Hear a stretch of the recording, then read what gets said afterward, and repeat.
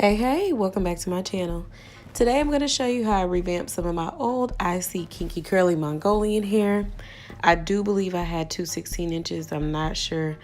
I'll leave a link in the description box to the hair as well as descriptions to the lengths. But right here you see me just detangling the hair. I soaked the hair overnight in some warm water and conditioner. And I am just raking through and trying to bring it back to life.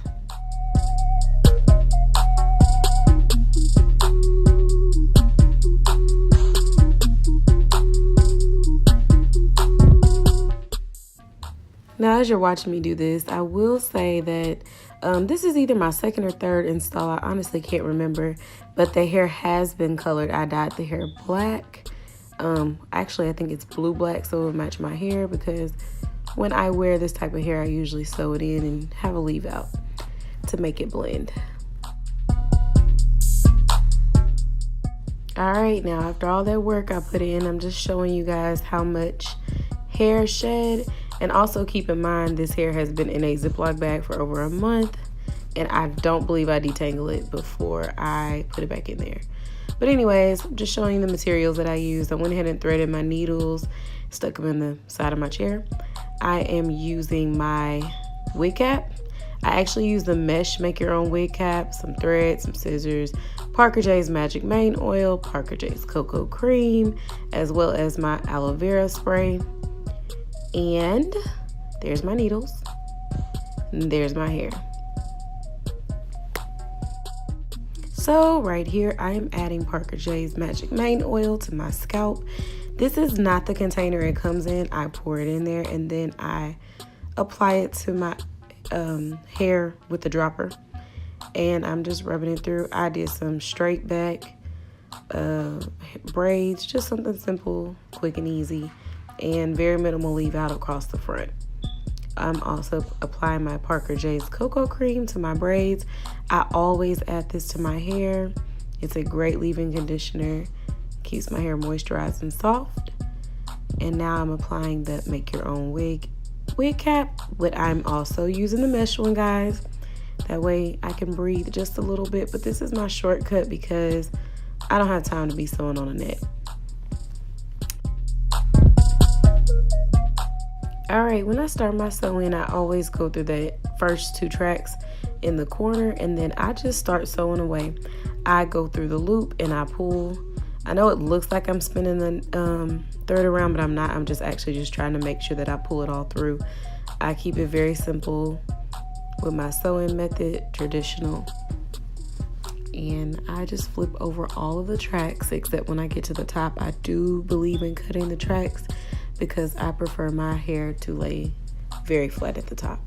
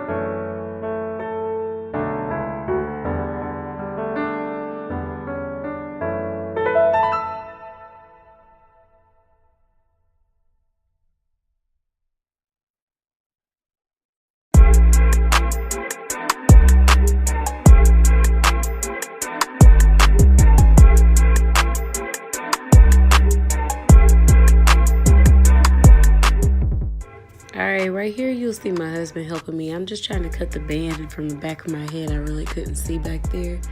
But basically when I'm done, I just cut the entire band from all the way around the perimeter of my head, and that's it. I've already applied some Parker Dre's Coco cream to my hair. Right now I'm just going to apply some wet line gel around my edges and kind of lay it and brush it and all of that kind of stuff. And yeah, I am done. So this is my go-to thing. Honestly, this is my easiest hair ever because when I wear this hair, I don't do anything to it. So hey, here's my little quick review at the end. As far as the hair goes, it does tangle, it does shed. I will say the tangling is actually probably one of the best for curly hair that I've ever had. It's very easy to detangle. As far as the shedding goes, it is quite a bit of shedding, but I only have really the shedding on the days that I actually spray it and refresh it, which is maybe like every 4 or 5 days I do that. So that is my review on the hair. Yeah, there I go, slanging it in slow-mo. And on a scale of 1 through 10, I give this hair about a 7 for curly. Now, I don't know about everything else, but for curly hair. So yeah, thank you for watching. I really appreciate you making it to the end of my video. And I hope to see you soon. Subscribe, like, and comment below. Have a wonderful day.